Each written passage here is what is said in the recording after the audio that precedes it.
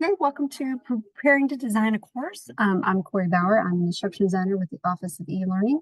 I have with me Donna Schuler. She's going to help here today. And this is being recorded. After the session's over, we will give you a link to the video and link to the slides because there are some things that are helpful in there that are linked for you. So a little bit about me. I'm an instructional designer with West Liberty. I also worked at Indiana University as an instructional designer. I'm a former teacher for computer science, social studies, and help people with technology. If you have any questions, you can email me at any time and I'll be available to answer them. This session is going to be interactive, so there may be some things that you can do. If you want another device, so you have two windows open, that's good too. We're going to shoot for under an hour. If you have any questions, put them in the chat or raise your hand or just interrupt me verbally. That's fine too. I'll try to answer everything as we go. So there are some things that we're trying to get out of this session. One is why you would pre-plan a course, because the front load on the end makes a much difference on how fast it goes and what your out product is. We'll explain the full course development cycle because every spring and fall, the Office of E-Learning has a cycle of courses that we produce, and we'll explain how that works. You will be able to write at least one good course learning objective and module learning objectives, because those really determine how your course goes. We'll explain what the Carnegie unit is and why we use it, the rubric or Quality Matters rubric and why we use it, and a course content planner to help you get started, as well as some of these resources that could help you in your current classes. So our development cycle is kind of based by semester. And so we usually have a course that's pre-approved by the dean and the chair and the Office of E-Learning of what we spend our time on, because we do have limited staffing. We usually have a subject matter expert. It's also called a SME, and somebody that is paired with an instructional designer. And we take about a semester to build a course that is going to run in the next semester or in the future. Those classes can be fully online or hybrid, because there is now standards for the hybrid courses. And we check those courses for quality using a rubric of Quality Matters. And this rubric here we will have access to after the session's over. And then when that course is finally done, it's been approved, it meets the rubric, we officially offer it to students. And the timeline is supposed to be within 5 years. We refresh that course because video links break, textbooks are updated, that kind of thing. But it kind of depends on the course and how frequently it changes. Like certain software, that changes frequently. Some things like history, maybe not so much, because it's kind of determined. So this section will be just about 10 minutes about why you pre-plan a course, because it really does help you in the long run.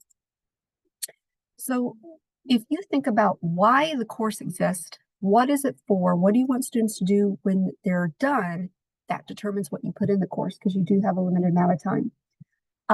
So it's very much less stressful if you know how you have in mind, you know where you're headed, rather than trying to build the plane as you're flying it. It can also help you determine what materials you put in the course. So if you have a very clear objective about what the course is for, then you kind of know what materials you're looking for that support those objectives.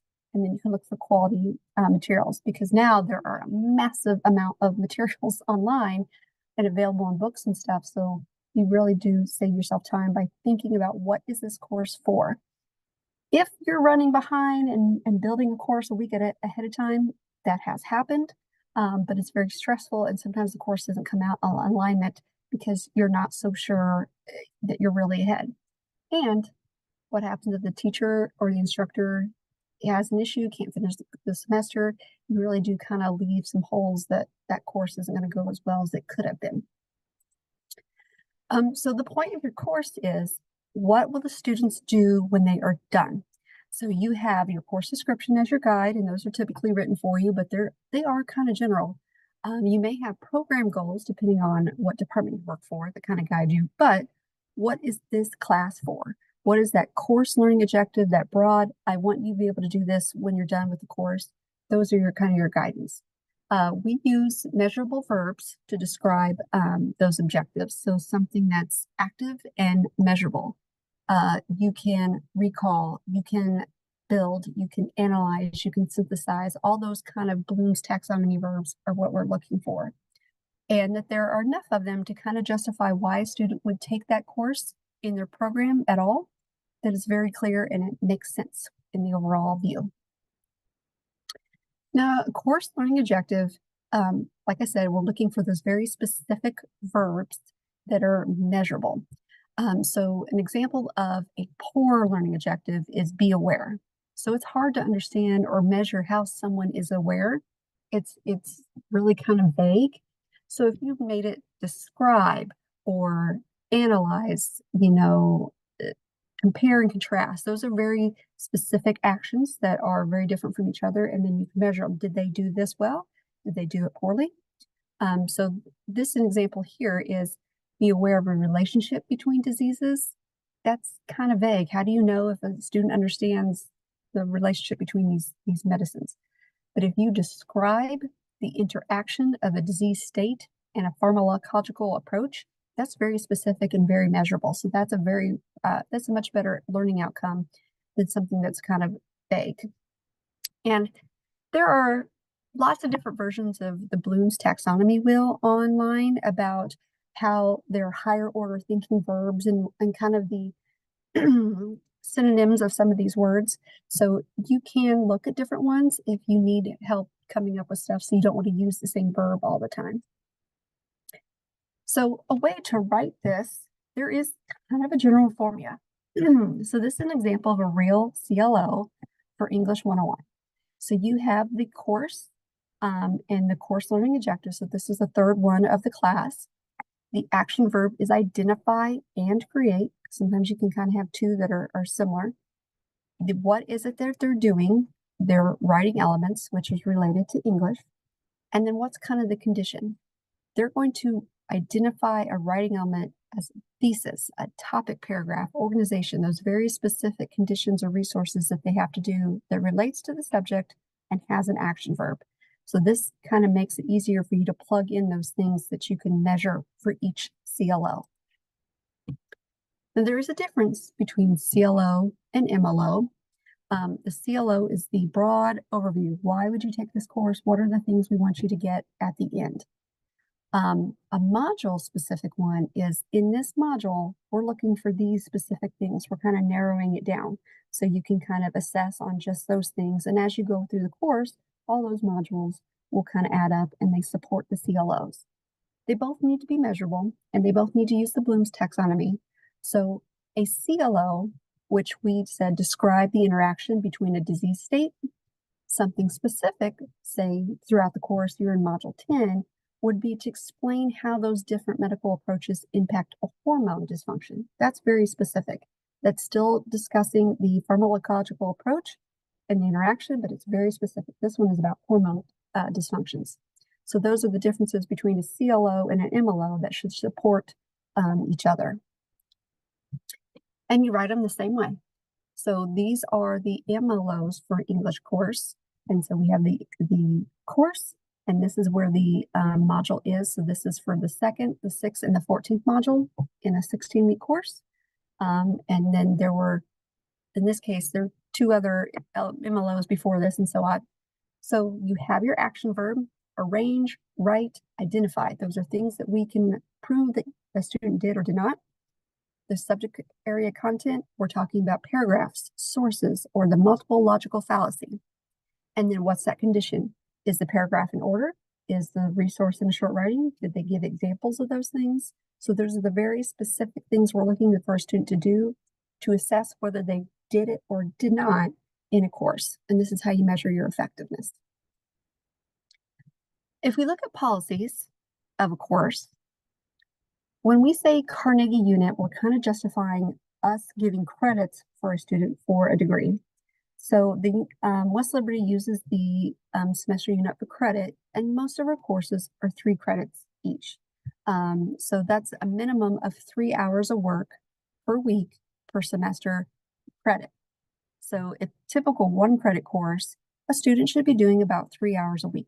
So we're talking about the instruction, the homework, and for that week, 3. But if you're having a 3 credit course, now you times it by 3. There should be about an hour a lecture for each credit, about 2 hours of work for each credit. So now you're talking about a significant more amount of work.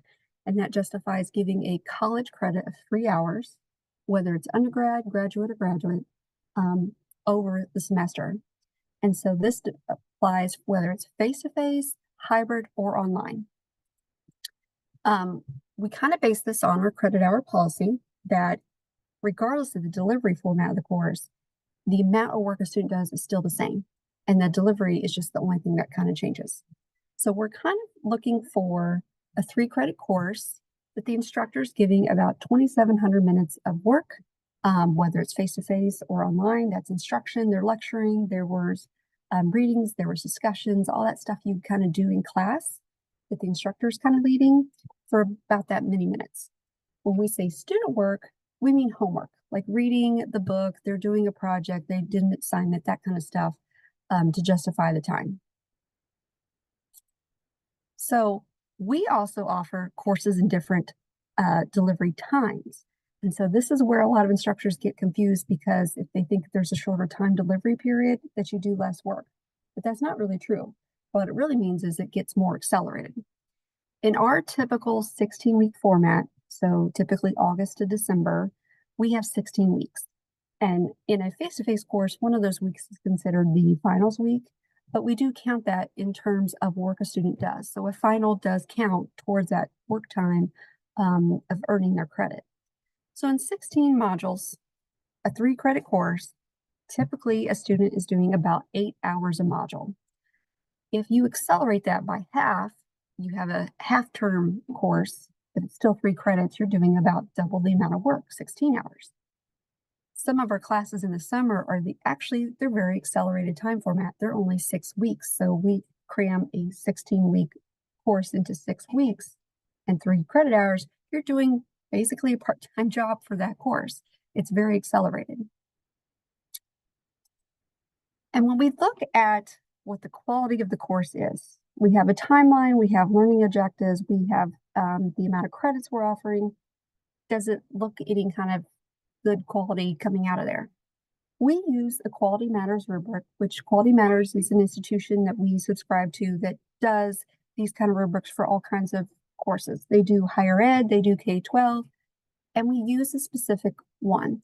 There was an update last summer, which is why there's a push now on our institution's behalf to kind of look at those hybrid courses and relook at some of the online courses that may not meet that Quality Matters rubric now because things have been updated. And I think the last rubric update was probably 6 to 7 years ago. And so now we've been through the pandemic and we've been through all these ed tech tools. And so things really did have to be updated. So now there's more specific stuff that we're looking for. We're looking for things like your overview and introduction are clear. What is the student supposed to do? That's why those learning objectives are so important. How do you assess? Is it clear that this is assessment? Can you measure it accurately? Are you actually measuring those learning objectives? Do you have a variety of instructional materials? Do you have a way for students to interact with each other, especially online, because they don't have the face-to-face component anymore? Is the technology accessible? Can students use it? Do they need certain equipment at home to do it? Is there a way for them to get help if they need it, if it's with technology or the instruction of the class? And are things easy to navigate? Is it okay for people with low vision or hard of hearing? You know, some of those accessible things that all websites now are supposed to have. And this is a variety because we have people who learn differently. They learn by seeing or hearing or doing or touching. And we have kind of all those learner modalities that we're supporting. So this rubric has those 8 standards, and then there's specific standards in between of what they're actually looking for. And I think there's something like 60 or 70 of those things that we're looking for in a course to make sure it really does meet a modern standard of a good or great online class.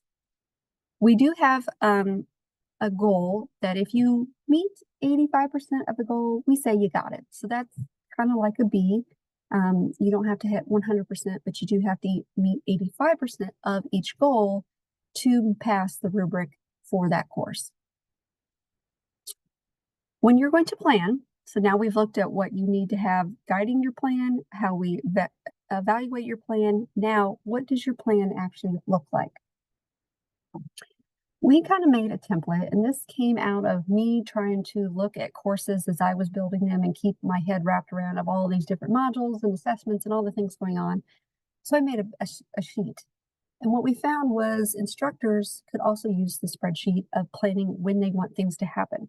So when you're curating your materials and you're grabbing a video here and an article there and those kind of things, you may not know where to put them. Or you think this would be good in module 2, this I might use towards the end in an assessment, and you need somewhere to put them. And a better way to think about planning this is, well, how long is your class?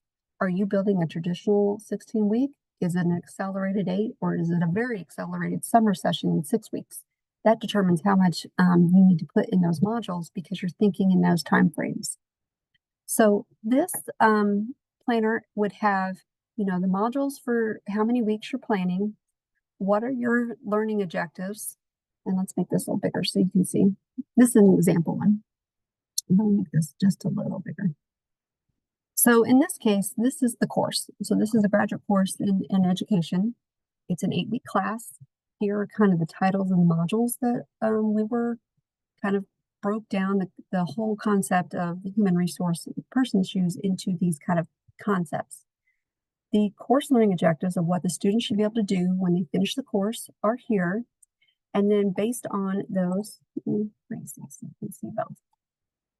As you look at the learning objectives for each module that relate to these topics, here are what we were saying. At this point, when they're learning about hiring practices, diversity, evaluation, analyzing practices, those all go back to the HR and they're very specific.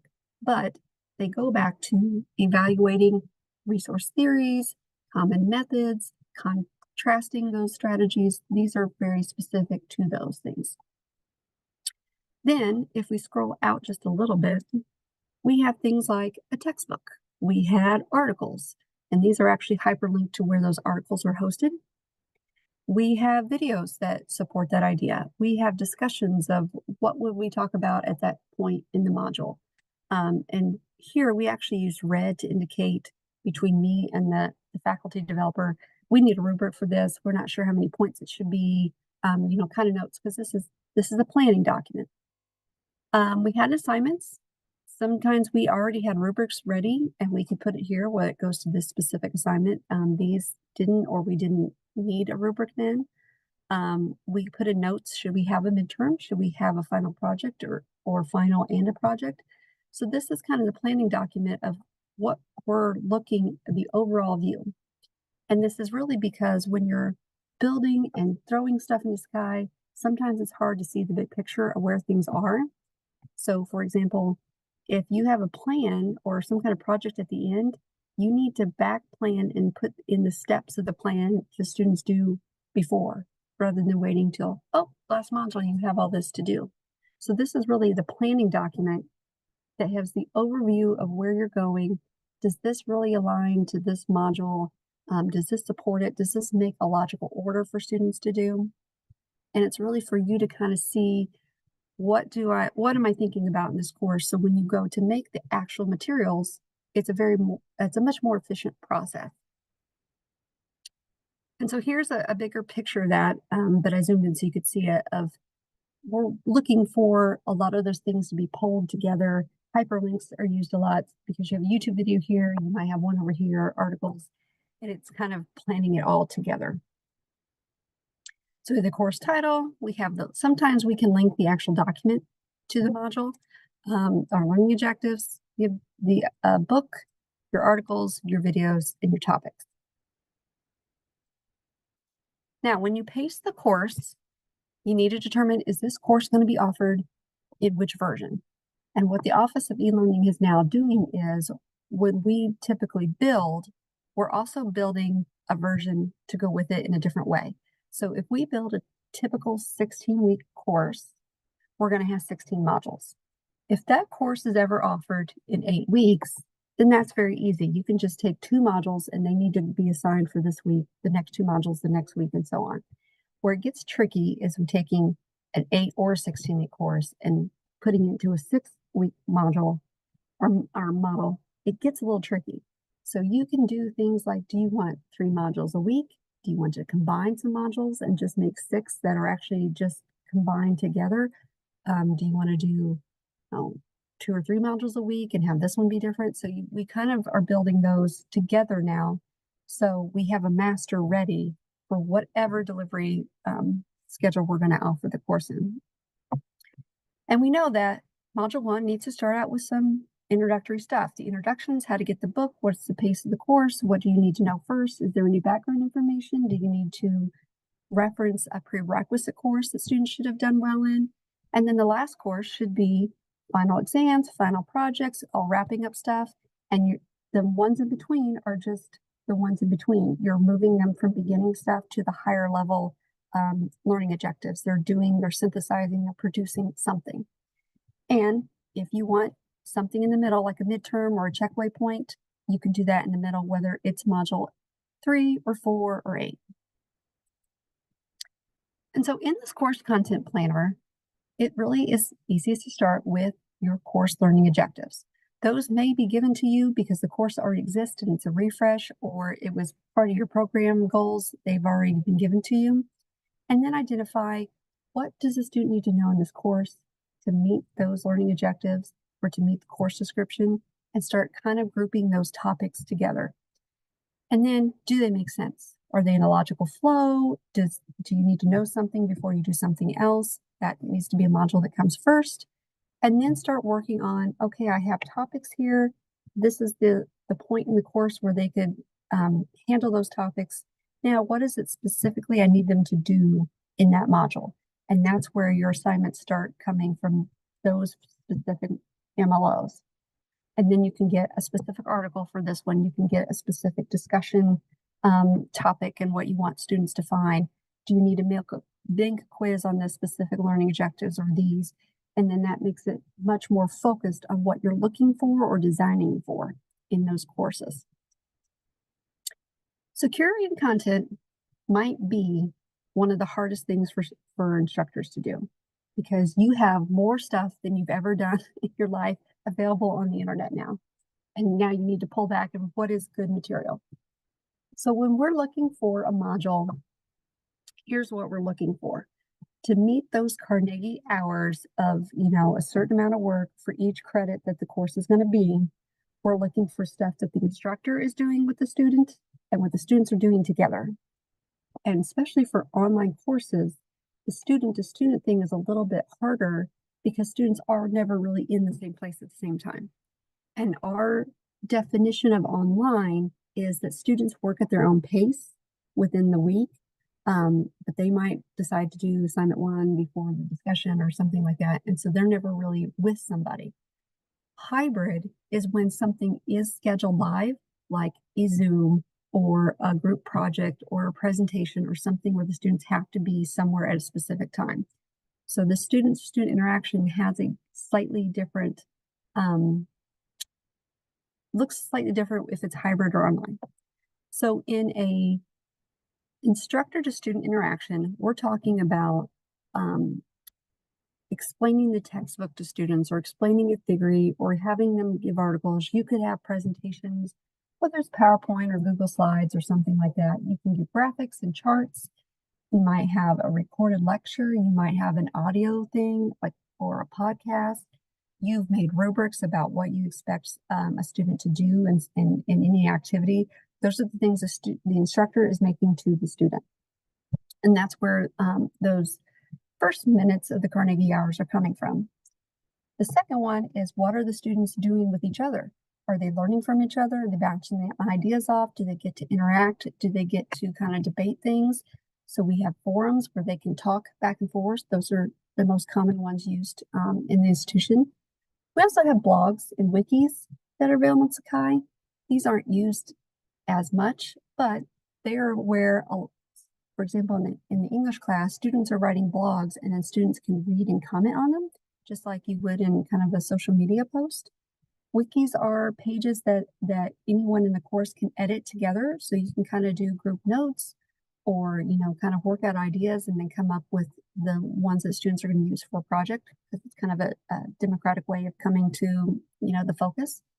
We also have Hypothesis, where students can socially annotate the same document and see each other's thinking and the underlining and the notes and the questions back and forth because they're looking at the same text together. And we also have peer reviews where students produce some kind of activity or assessment, and the students can see each other's work and kind of give feedback. And then the student can take that feedback to redo the assignment to a higher level before it's actually submitted to an instructor to grade. So we do have these things that are commonly used for those pieces, and these are the common pieces for the instructor to student one. There are so many resources, it does feel overwhelming. And this is probably one of the hardest pieces for instructors is what do I even look at to use? So we do suggest looking at the database that we have. The library is very open to helping you find materials for whatever you're looking for. And if you go into our library database and find an article, when you put the permalink from that article in your course, what it does is it takes the students to a login page and they log in because everybody has access to these databases as members of the institution, then they can access the article. What we subscribe to through the database changes, from year to year slightly depending on what we want or what the agreement is. But for every time we have students go find the article through our database, it creates a link and a click, and then that data is with the library so we can justify paying for those databases. So we do kind of encourage you to use those because they do cost a lot, and if no one's using them, we can't justify it, but if it's heavily used, we can. There are also things that we can import from the publisher, and it really kind of depends on the publisher of what it is. Is it a video that's open? Is it an article? Can we download PowerPoint? Is it a PDF? Is it an image? Some of those things we can take from the publisher or the textbook and put it in Sakai so it's there. There's also lots and lots of OERs, and these are becoming more and more common where you don't pay for them. They are open. They are under a certain license, so you can use them without violating copyright rules. There's all kinds of levels. There's K-12, there's higher education, there's videos, there's escape rooms, there's all kinds of articles and graphs and charts depending on by your subject area. And there's so much there. It's kind of looked at and kind of peer reviewed, and it's sort of quality material. Some subjects have more than others, but it is a huge resource that you could use if you're looking for stuff. One of the things we use a lot are YouTube videos. Because we can embed those videos right into the Sakai module. So the student doesn't have to click and go over here and watch. It's just right there. We also like to use YouTube videos that have correct captioning working on them. You can also make your own Zoom videos that have the captioning and then put it on YouTube. So we can have those to meet accessibility things. And you're welcome to create your own. We do have a lot of instructors who will have a presentation, or they're even recording themselves in an actual classroom with a board behind them and they're writing on it, where they're doing their instruction. And then they record themselves. They have the video that they put on YouTube or wherever.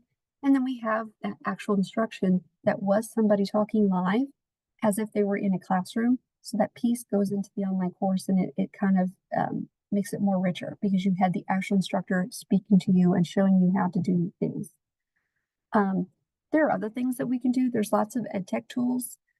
I've helped people use things where they could do video responses to each other in a class called Flipgrid, where instead of a text discussion back and forth, the students have video responses to each other because those are a little more harder to cheat because you have to open the camera and talk and have a valid answer, and they go back and forth.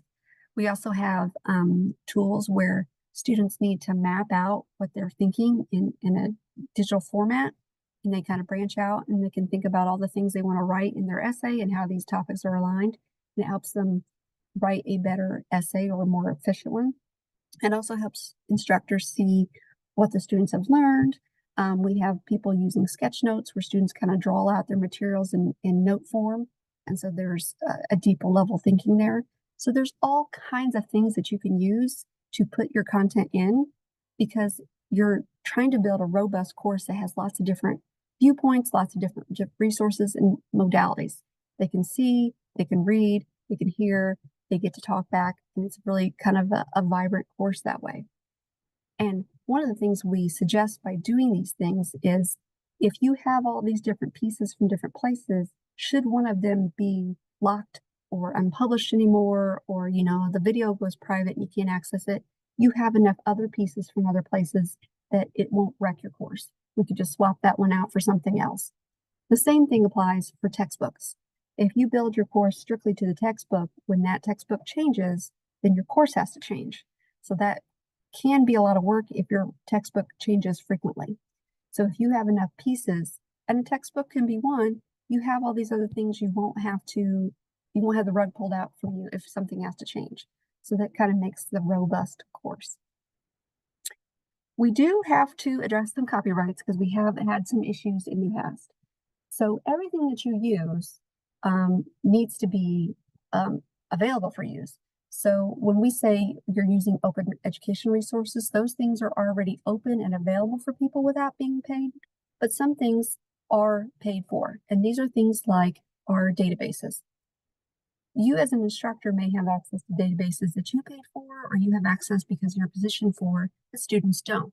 So if you are to take a PDF of an article that you paid for and give it to your students, it may violate copyright laws because it was available to you only, but you distributed it to everyone in the course.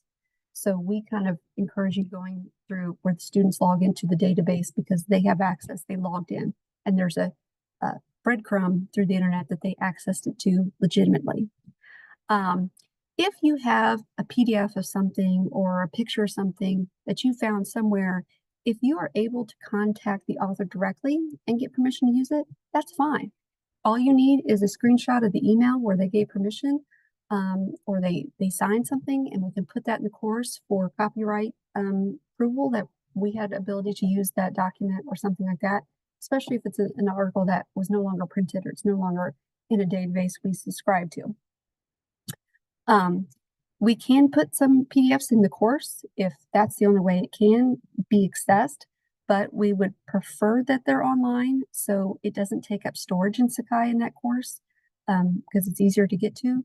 And sometimes those websites have accessibility features in them. So if it's on a website, a screen reader will be able to read it for someone who's low vision.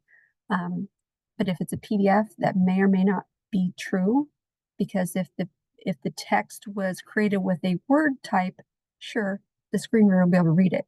If it is a scanned picture of an article from a book, then it's really just an image and there is no screen reader available. So we do kind of have an asterisk there with PDFs that we hope that they're accessible for all the students who may need those tools. When you assess all this learning, you put all these goals together, you have content to support it. Now you have to assess it in a certain way. So everything that you put in a course and a module should align to an objective, and it should be written in a way that's measurable. They analyzed it, they contrasted it, they proved their theory, something we can measure. But not everything needs to be graded.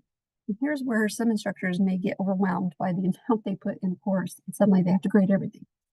Some things, like a quiz, can be graded or not graded. If it's a long quiz and it's like a final, sure, grade that. If it's just a couple of questions, you just need to see if the students are on track at that point, they could just take the quiz and get a score, but that doesn't necessarily need to go into the grade book. You just want to see, did they get something at this point? Are they ready to move on? It's kind of like a checkpoint. You would ask these questions in class. Are you getting it? Do you kind of feel like they're with you, or they need to have something re-taught to them?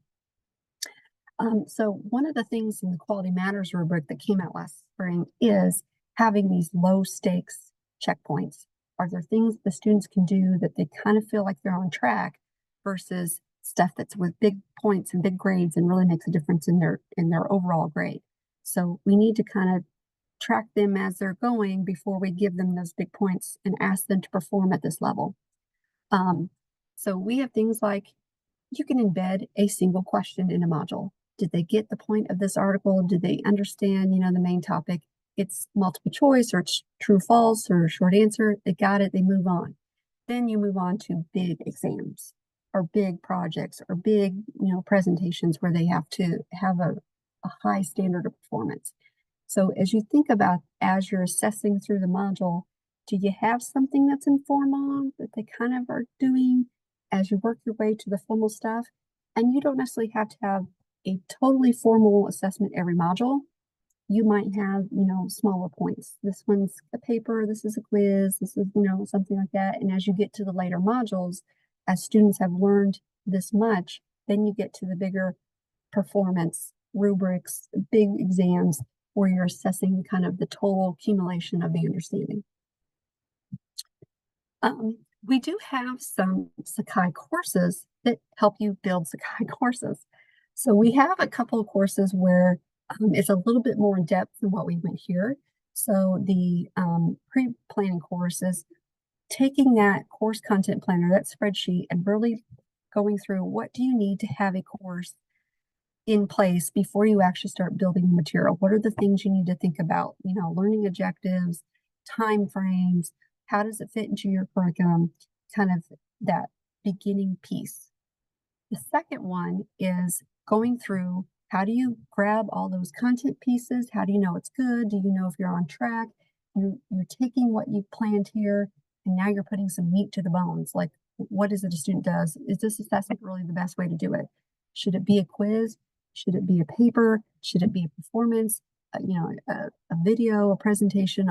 What's the best way to assess that the student did it and it's applicable and relevant to your program?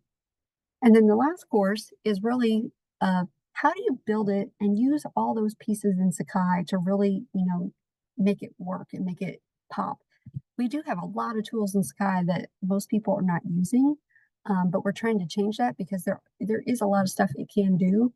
And when you look at, making a course really robust and rigorous and relevant to students, all those tools, kind of putting them in there and taking that planning and that content and really putting it on the road. And there's some things in here that even if you've been using Sakai for a few years, you may not know it does some of these things. And so if you are interested in those, you can let the Office of eLearning know and we can put you in it. They are not really graded. They are self-paced.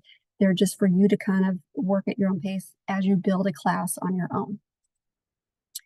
If you have any questions or feedback, let me check the chat. I don't think we have anything there.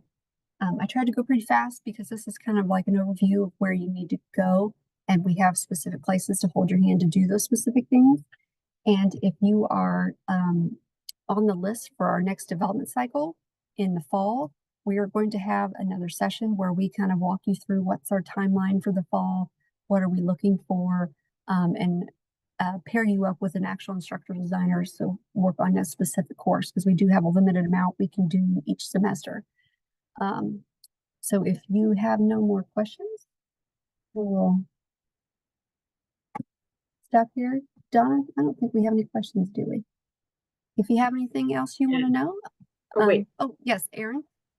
Oh, thank you. Donna. Do you have a question? Erin just said thank you. Oh, okay. Thank you. If you need any help or anything specific about a course you're thinking about or working on, just let us know. And that's it. I will stop the recording here. All right. Well, thank you for attending, and we'll see you next time.